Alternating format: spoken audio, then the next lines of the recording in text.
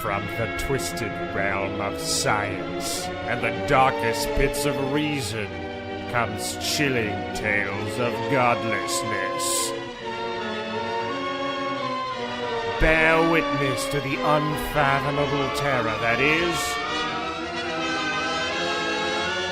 the Good Atheist.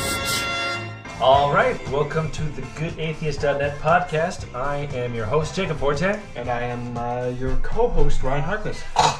Sorry, I had Oh, well, that's nice. I like that a sound little effect. bit of a frog in my throat. You gonna edit that out, or we're gonna have to include it? Yeah, no, it's going in there. Oh, all right. Well, today we're gonna talk a little bit about heaven, that place apparently in the sky where you go when you die. Is it missing an angel? It's missing me. I think it's missing many angels because it is a place that does not exist. Well, you know, I don't know if you saw the little video I put, link I put on my website for Ask an Expert What Heaven's Like. It was a pretty interesting video, I must say. You know, I don't even know really where it came from. First, when I saw it, I thought it was a joke. Now, I wanted to embed the video on my site, but as it turns out, on YouTube, they disallowed anyone from actually embedding it. Yeah, it was. Yeah. I don't even know why. Maybe like the guy who actually made the video be like, "You're disrespectful." No, here's how it works: is with YouTube, if you upload content that you want exclusively embedded onto your site, you can set it to only you as your login can put it on your site. Oh. It's a really good way to keep other people from putting it on their own website and basically ripping you off. All right, well that makes sense. Except for probably the guy who posted up, it's not his video, so. Well, I'm sure it's some like if that means to message the guy who put it up there, and he'd probably be able to tell you more about it. Well, everybody can click the link. I mean, I don't need to have it embedded anyways. It doesn't matter. You run the site, so you should find out because this guy might be like he might be the deep throat of crazy religious Maybe videos. He has all of these old videos. He collects them like some maniac. Oh, like some maniac who records a 30-minute podcast. I have to beep that.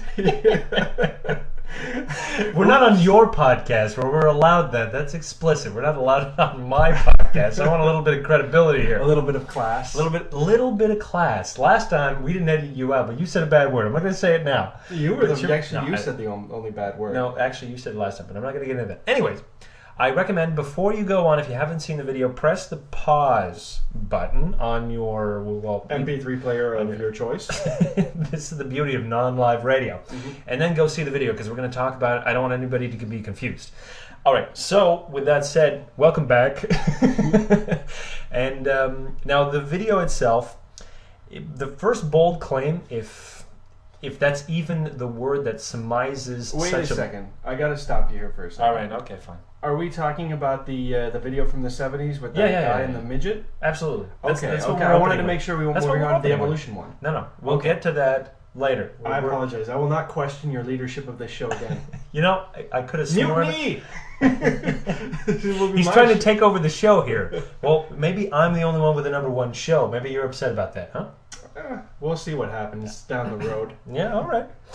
Anyways, so in the video, the first bold claim, if you can even describe it as bold, because I think it's just far too tame a word for bold, our expert decides that he's going to explain this relative size of heaven. Okay, so, all right, where he gets the number, I'll never know, but apparently heaven is about 7 million times bigger than New York City. Well, he did explain. He broke it down. He said it like this. Taking a look at the height of the buildings in New York, and he multiplied, he basically said heaven is this many times greater, so it must be this many times higher, and then the width of it and the length of it and all of that. The volume, I guess. Yeah, well, he was saying like heaven, like basically he looked at the tallness of it, and then he looked at the width of it, and he cubified the mathematical equation in order to expand it, and he was like, there you go. So he actually had, it was like 3.5 million times 2 equals 7 million. There you go. So I bet it was written out on a blackboard, I'm sure. He worked it all out. I'm sure it had one of those crazy things where, you know, like in his formula, there was a little symbol for omega and alpha in his formula. Anyways, but that's not the first bold claim. I mean, there's a number of them. Like, for instance, did you know, Ryan, did you know that we all get mansions in heaven? Did you know that? Yeah. All mansions. That's an exciting prospect, actually. I don't know. If everybody had their own mansions, it seems like there'd be a lot of empty space and a lot of lonely people. Well, it's only 7 million times bigger. I mean, I'm assuming I'm getting a 20-bedroom mansion here. I wonder if we all get cars or if there's some kind of mass transport or something like that. Well, he said But later on that we all walk. Why can't I fly? I don't know. I want to do something cooler than walk. Screw walking. We all walk? That's what he said? Well, okay. At the later part, there's a dwarf who comes in. She's about 32 inches tall. She's 52 years old, and she sounds like Alvin the Chipmunk. And she suddenly starts singing this creepy little song about how when she gets to heaven, her body's going to be all good and she's going to be walking. And I'm like, you don't need to walk. Fly.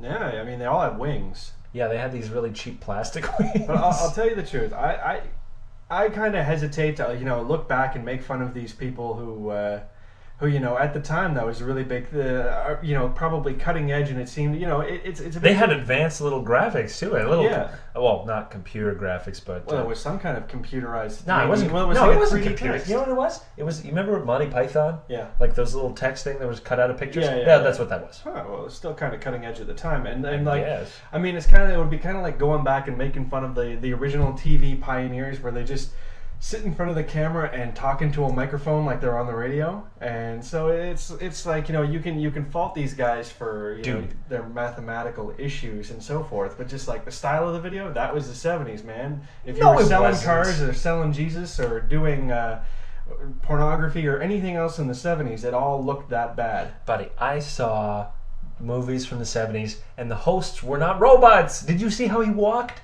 Be like, in heaven you will see. But It was the he 70s, man. Everybody, that old guy, he probably had polio 7 times. Okay, all right, that's probably true. The other, well, actually where the whole mansions comes from, right? Mm-hmm. It actually is a passage in the Bible where Jesus says, "In my Father's house there are many mansions," which seems kind of weird because you're like, well, if it's his house, why are there mansions? But I won't get into the rhetoric. You're supposed to take everything literally except for that. Except for the first part of that statement, and then you can say... I like the idea of a mansion inside another bigger mansion. Like, in my house, there's a mansion. I'm like, that's a big house. Air conditioning inside and outside. No, you don't need air conditioning. It's 70 degrees in heaven all the time. But what if you want a hot day or a cool day or to slide in snow? Or I guess that's just what heathen hell lovers do. This is the thing for me that I don't like about heaven, is that if I went to heaven, I'd be bored. Well, it's not just bored. It's just that there's a lot of evil things that I like to do. I get a lot of fun out of torturing small animals. Well, no, it doesn't go to the point of torture, but I mean, there's all sorts of fun things that I do that I know that religious people don't like, and obviously, I imagine if there was a God, I imagine God would be okay with the majority of the things that I do, but I imagine there's quite a few things that'd be like, I don't think so, Ryan, and I'd just be like, man, this place sucks. Okay, here's a question. Are you allowed to fornicate with as many people as you want in heaven? See, this is what I'm talking about. This is what I'm talking about. Like, this would be the first thing that I would do, because you got an eternity, which means, well, you're always going to be there. So I'm figuring I'm going to mess around. I asked a Mormon that exact question, and they ran away. I think that for every young guy below the age of 30, that's his first question. Yeah. How many girls can I have sex with in heaven? And you know what? And what if I have a wife or girlfriend when I die, but I want to have sex with a bunch of people? But you gonna be cool with that? This is where Islam got it right. 70 virgins. No, people. is it like 99 or something? I know. But they specifically say, like, this is the number you get. And you give them credit for that. But, no, what's hilarious about that actually is that is a mistranslation. Yeah, it's supposed to be something about like grapes, or I don't know. It's the same thing that from ancient Greek to Latin, young maiden translates to young virgin. Oops. Well, that changes a little mythology there, don't you think? So they're saying you won't get virgins, you'll get maidens? No, what I mean is the Virgin Mary. In ancient Greek, it was the Maiden Mary. The Maiden Mary, but translated from Greek to Latin, it becomes the Virgin, and all of a sudden that kind of changes the whole aspect of it. Yeah, everything else like that. Exactly. So what I'm saying is that, like, the same happened in the Muslim religion. So you will be, you'll be able to drink fermented fruit juice, which is apparently their... So you're allowed to get drunk. Well, in heaven, but I guess the drunk thing turned into virgins. But you know what? I'd rather virgins than... No, wait. No. I'd rather get drunk. between, yeah, if you had women, lots of women, but you couldn't get drunk. Oh. How am I supposed to get all excited? I'll tell you what, heaven just sounds a lot like living with my parents again. So, Dad's always watching you, telling you what you can't do. Be like, you can't watch that, Ryan. Damn it. Yeah, but damn it, that's what I'm saying. If I was going to go somewhere, I'd say purgatory sounds pretty decent, because it's full of people who aren't all hoity-toity. They weren't quite good enough to get into heaven, so they go to purgatory. I got bad news for you, man. They eliminated limbo. They got rid of purgatory. Yeah, because apparently... When? Recently. But like the 70s? No, I'm talking a few months ago. A few months ago. Yeah, the Vatican convened, and they had to, because here's the big problem: they were losing a lot of converts in Africa because unbaptized babies are dying due to either miscarriages or other travesties. Yeah. And because they don't want people to wear a piece of rubber on their penises, they'd rather just rearrange their entire mythology. So unfortunately, it's now kind of like, Oh, they were saying before that if you use a condom, you go to purgatory? No. They were saying that unbaptized babies would end up in purgatory or, limbo. Yeah. So, I guess a lot of potential Christians weren't really happy about that. So They sweetened their mind. They obliterated a cosmological region so that they can increase converts. So it would fit better into their... I think they should just, buy a little less gold plating and give vaccinations to their potential converts. You want to become a Christian? Here's a bunch of vaccinations. No, I mean, this is basically what a lot of these places do. There were stories about missionaries who would come and basically were saying, convert and we'll take care of your village and we'll feed you. We'll give you food. Yeah, so it's the same thing. I mean, vaccinations is kind of a step up. I bet you anything. There's tons of tribes out in Africa that don't want anything to do with vaccinations because they still consider it like evil or whatever else. Like, they might say on the surface that they're all about God and they'll pay lip service and, like go to church every Sunday, but deep down they're still like, that is deep voodoo you want to put in my veins. That's actually an interesting question. If you really took the numbers, if you looked at the numbers of how many, say, Catholics there are, or Christians, well, I'll just say Christians in Africa. Well, anywhere else. I mean, you got to wonder how many of these people are actually just kind of like, going with the flow. Going with the flow, saying like, yeah, I am. Please feed me. Or, no, but this is the trick, because it might not work with the initial generation. But the kids of those generations, the one that go to school with the missionaries teaching and everything else like that, it's indoctrination is what it is. Well, you need at least a generation or two in order for it to catch on. But at the same time, you need way more than just sort of one institution.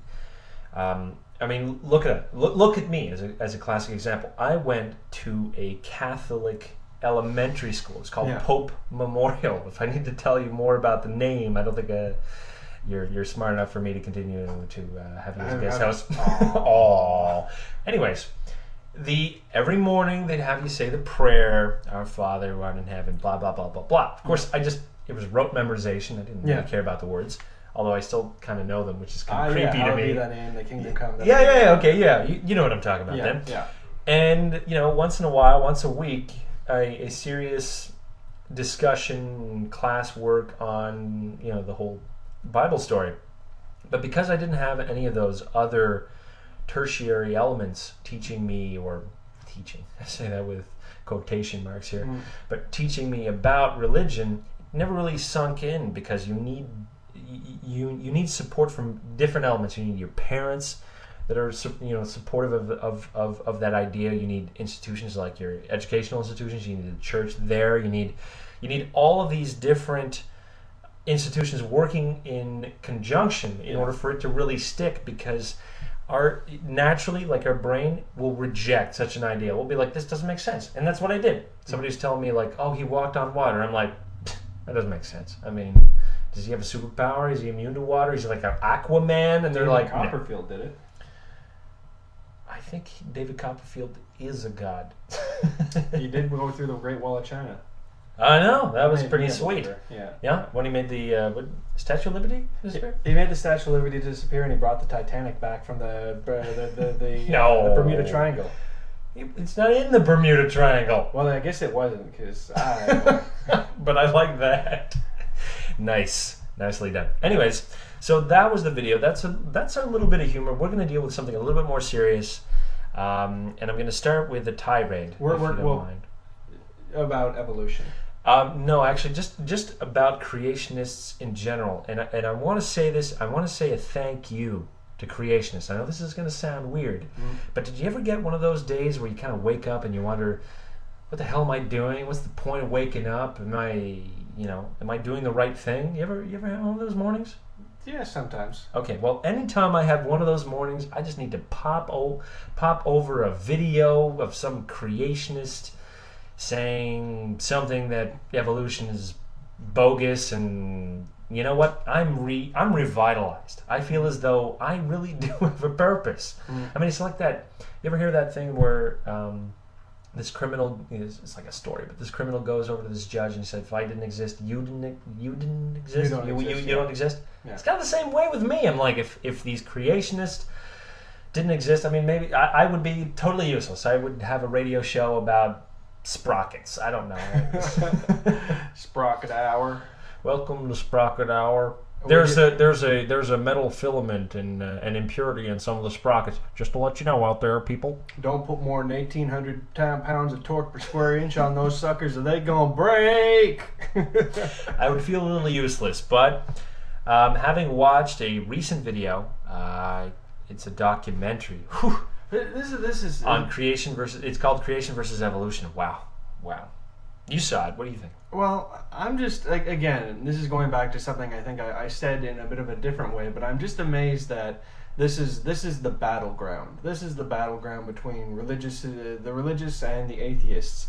And it's like, there's evolution is a big battle, and abortion is a big battle, and those are like two of the big main battles where everybody's clashing, and I just don't get why there's so much emphasis placed on this topic, and why they're so adamant on it, and why there's so much time spent on it, and watching the video, they're just trying so hard to just tear down the theory of evolution. It is. I mean, you're right. It is mind-boggling. You wonder, why are you spending so much effort and for so little payoff? I mean, how much can you disprove a theory that is essentially so solid as evolution, right? How much time? It'd be like you saying, you know what, the rest of my life, I want to disprove gravity. No, to me, it's like, why, if they took all of the effort and time they spent battling non-religious people, or trying to push through legislation that supported their views, and rather use that energy to push forward the positive aspects of religion, the charity, the kindness, the outreach, the community aspect. And I'm not saying it's like, it's so they can win the fight. I'm saying it from an actual point of view of, this is the whole point. Duh. Well, what you're saying is essentially, talk about what you're good at. Don't talk about what you suck at. Well, I just don't understand the whole battle aspect of it. It's like they're spending so much time arguing this point that they're losing the battle just for the fact that they've now switched their focus from doing positive things to just fighting this stupid battle. Well, you have to, a lot of people are wondering, why is there a rebirth? And this is in fact a rebirth of atheism, because if you look at there were a number of atheist movements. One of the really first major one actually happened in France during the French Revolution. They were called Jacobins, and that's a little ironic considering my name is Jacob, but let's not make any correlations here. It's just a name. But non-scientific correlation, Jacob. Non-scientific. Tut. You're not Jacobins for listening to this show, but the Jacobins were essentially a group of, they classified themselves as both atheists and ultra-rationalists. And really the reason that this movement failed is essentially they utilized the confusion and violence of the French Revolution to eliminate, kill individuals that were religious. I mean, they would persecute priests or anybody that was religious and essentially executed them because they didn't believe what they believed. That's kind of a little unfortunate, or a lot unfortunate, because this has perpetuated the idea that atheists are hell-bent on essentially destroying everyone's good time and saying like, oh, you need to believe what we believe or you're stupid. This was French Revolution. What year is the French Revolution? Yeah. That's about 1779, I believe, is the French. I guess at that point there was already a pretty good separation of church and state to a decent degree. They weren't burning anybody still back then, right?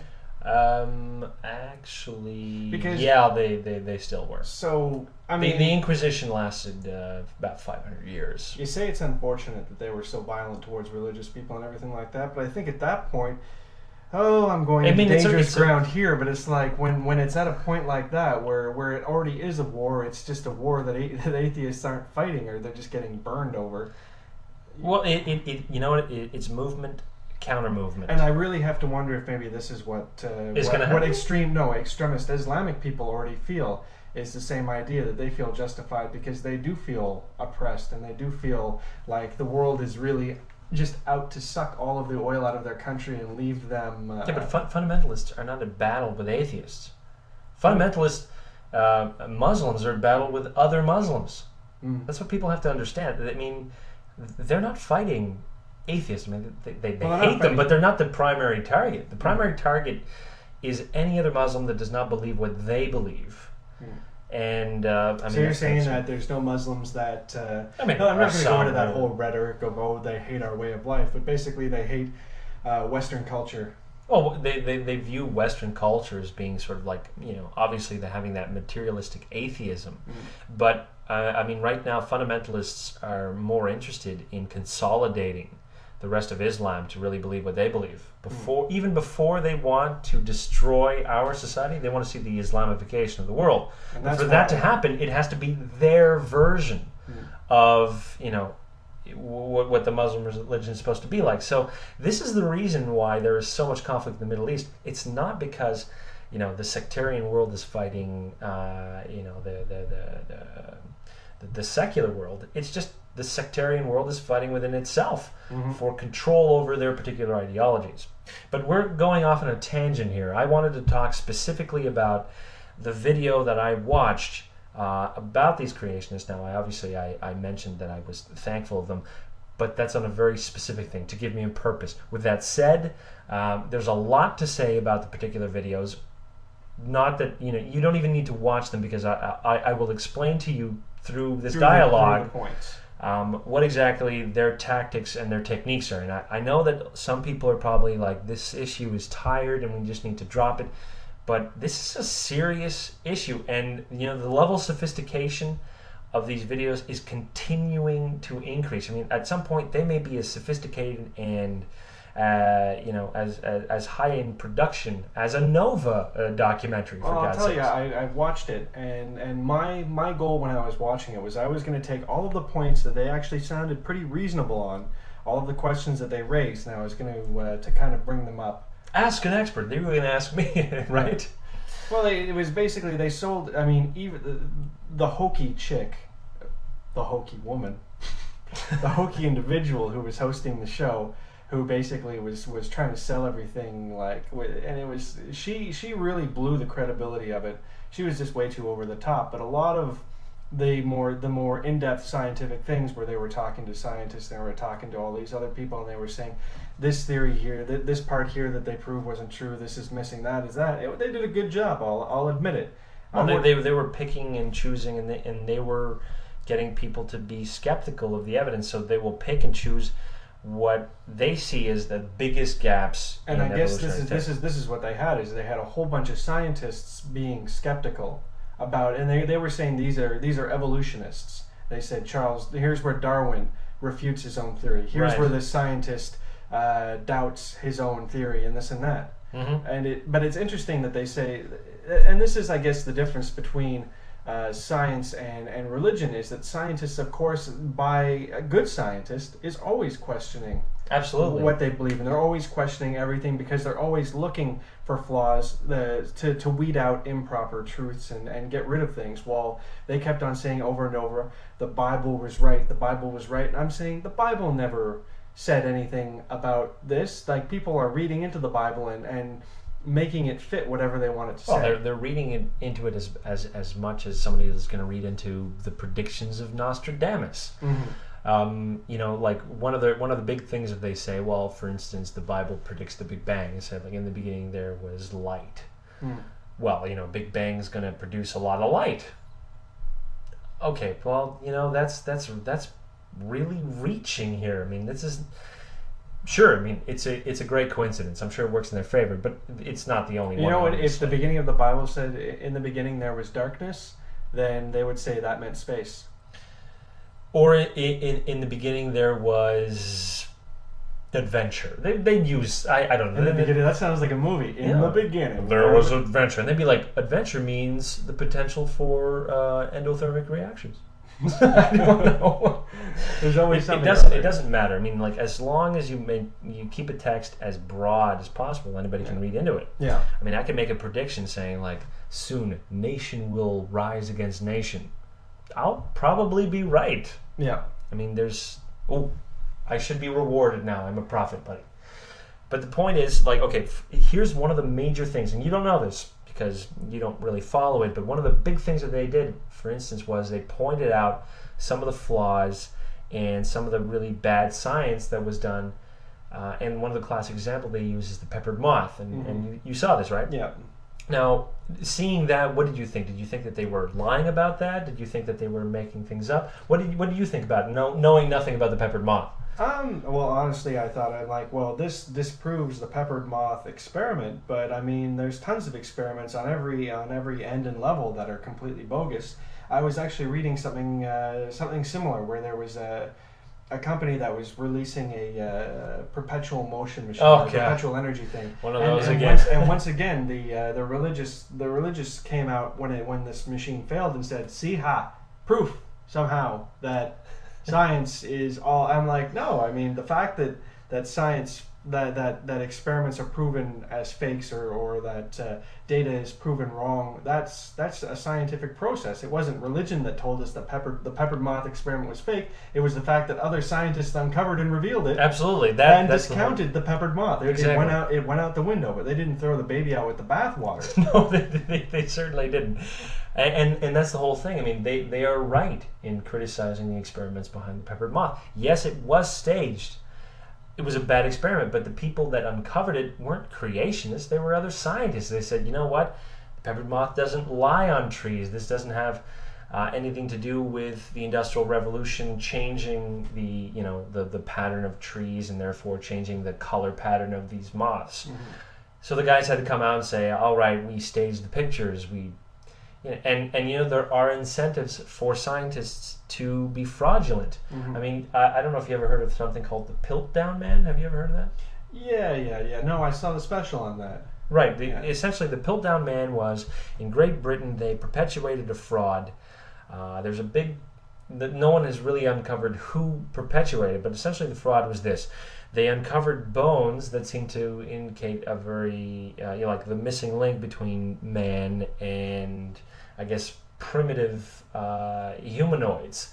But what they later found out was that it was a chimpanzee jaw that had been filed down, painted, and looked to be aged, and all the data had been faked. And this, obviously, the Piltdown Man is still a common example used by creationists of saying, look, this is an example of science trying to defraud you. But this is not an example of science doing it. It's an example of certain individuals within the scientific community doing it. And these guys don't speak for everybody. They don't suddenly say, well, all of science is united behind the Piltdown Man. And just like you can't say that all of the religious world is behind these evangelicals or these televangelists, just like who you get can't caught molesting people or doing meth or having sex with good prostitutes. or just say that every Muslim person is a terrorist. I mean, that's that level of saying, well, just because there's a few individuals that do it, that therefore every individual that believes in the same thing does it, and that's not true. and at the same time, it's the very individuals that are involved in it that expose these myths, because at the time, even British scientists who were really thrilled at the fact that the origin of man seemed to point to their own little island, had to admit that no, life, or at least human evolution, didn't really take off in Britain. Probably a really sad thing for patriotic scientists, but at the end of the day, they're interested more in truth than they are in their nationality or any other denominations. For them, or for any good scientist, the truth really is the most important thing, and that's kind of the sad thing that is lost on a lot of these creationists. The truth is not the most important thing for them. What the most important thing is that their religion essentially dominates, and everyone believes what they believe. And you just gotta wrap your head around it, saying like, what's going on here? Why? Fine, believe what you want to believe in. That's fine. But as soon as you cross that line, saying, well, I want other people to believe in it, all right, well, show me the P word, show me the proof, show me the evidence. And if you try to manipulate that evidence so that people believe what you believe, that's where guys like me step in and call you on everything that you're going to say, everything. And I mean, you didn't get to watch all the video because it's quite lengthy, and it is very frustrating to watch. It took me 4 days to watch this thing. I had to stop it every 20 minutes. I just want to punch a pillow. Like, you're just like, why did you say that? Why? Yeah. Well, you're getting actually pretty riled up right now. I am a little riled up. I'm a passionate guy, buddy.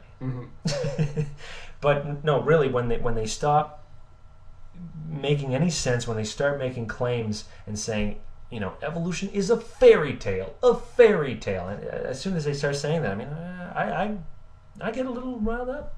Well, it's I got to admit, it is a little bit funny. This is my, and again, I think we said it a little bit before, is the idea that they're always saying science is wrong, but the Bible was right. And I just, that's what really bugs me, is the idea that they're saying the Bible is right, the Bible has never changed, the Bible is never wrong. And I'm like, and they're like, there's countless times where we've proven that things in the Bible happen scientifically, and it's just, to me, it's ridiculous. Well, here's the thing. I mean, their first claim that the Bible has never changed, which one? There have been many different types of Bibles. I mean, there's the ancient Greek ones. The Bible that they read is the King James Bible. And the King James Bible only came about after the invention of the printing press. Before then, it was illegal for any individual to own a Bible. It was a strictly mandated thing. And even the Bible that we have now, on which the King James Bible translation is based, it was developed around. Hold on a second. It was done during the time of Constantinople, who made Christianity official in the Roman Empire. That was about 325 A.D. And it was just a bunch of, all the clergymen of Christianity, because it was still kind of all out there, and there were a bunch of, gospels and writings, and they decided, okay, well, we need to put this all together, and it needs to make sense. And that's what the first Council of Nicaea, because there was actually two. Yeah. The first Council of Nicaea came together and established what is essentially the Bible now. But that had already, like Christianity, had already been developing for 400 years. And there was a lot of writing from different people. There was the Dead Sea Scrolls. There is all the Gospels of the various other individuals, like Judas has a Gospel. Thomas has a Gospel. Even apparently Mary Magdalene has a Gospel. And these were all excluded from the Bible. Just a quick question on the side here. All of those Gospels that didn't make the cut, are you able to find those on the internet and check out what they say? I've never been able to find them, no. They are very closely guarded. So you think we'd have to break into the Vatican basement? I don't want to break into that place. They got those Swiss guards with those fruity pants, fruity little pants. They took out that guy that tried to jump on the Pope-mobile pretty effectively. Can't touch this. I mean, they got those they got those parachute pants. It's crazy. MC Hammer should be suing them. Actually, they should be suing MC Hammer. Yes. But he's now a minister, so I guess he's on they're on the same team. They're on the same team. Yeah. No, they're under lock and key. But one of the main reasons is because the Council of Nicaea was established to eliminate many of the more fantastical elements of these Gospels. Like, for instance, apparently, I haven't read this because they keep it under lock and key, but I think the Gospel of Thomas describes Jesus during his childhood as being very mischievous and turning people into goats and making wood levitate for his father to be able to, because he was a carpenter, right? Yeah. So they decided, no, this is too fantastic. We're going to keep a bit too Greek. Well, exactly. I mean, it emulates a lot of parts of Greek mythology because it was heavily influenced by them. And they were like, no, this is no good. We want to focus more on the moralistic elements of it, and let's keep the parts of Jesus' life that are just kind of a little too fruity out of there. Yeah. So you have to wonder, they say that 30 years of Jesus' life is missing, but what kind of documentation do they have potentially describing, quote unquote, his life, that period. And I'm sure it's some kind of crazy Harry Potter like magic going on there.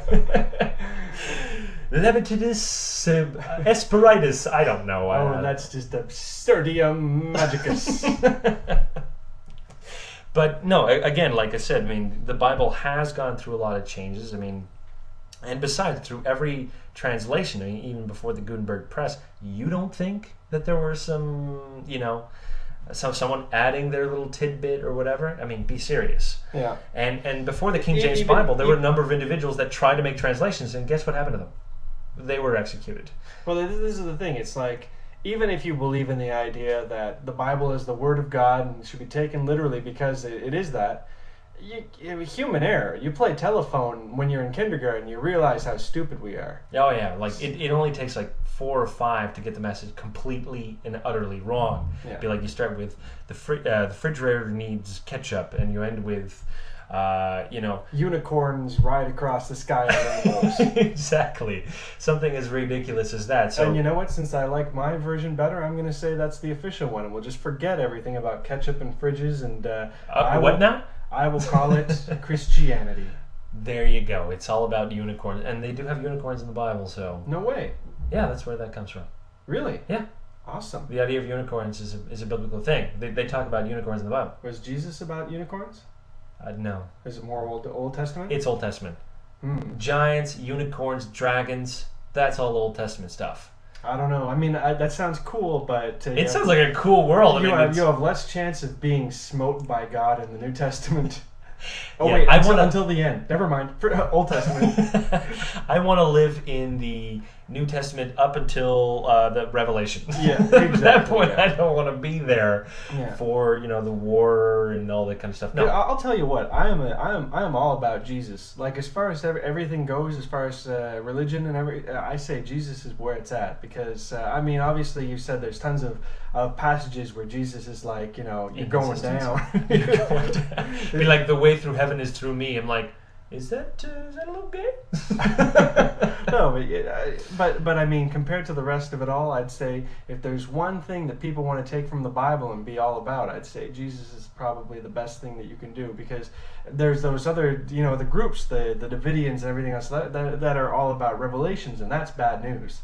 And that is really bad news. I mean, just look at the Old Testament people, man. Oh, they're hardcore. They're still out in the fields churning butter for a living. The Old Testament guys are hardcore. The Revelation guys are hardcore. Everyone who's in the middle is probably also the public that's in the middle in terms of they're moderates. They're like, well, this guy was about love and peace and turn the other cheek. But then you got the hardcore Jesus people who are just as crazy. And this is what we can do. This is what we can talk about next week. Promise me we'll talk about this next week. I promise on Jesus's tomb. Empty tomb. Empty tomb. That we'll talk about that Jesus Camp movie. Well, we'll talk about it, and actually maybe we don't have maybe to go next over radio it show point we by can point. talk about Jesus, and we can cover the fact of asking the question of whether or not, if Jesus lived today, would he be considered moral, immoral, or amoral? And maybe that's going to be the next one, because that's pretty controversial. Man, you are nothing but a talking chattery head of standard atheist points. That's such a typical atheist thing to talk about. Oh, give me a break. I mean, first of all, if you're a Christian, you're gonna talk about the guy. You have to put them up to modern day scrutiny. That's not the point of Jesus Christ. Oh, tell me what the point is. It's all about loves and hugs and unicorns. Loves.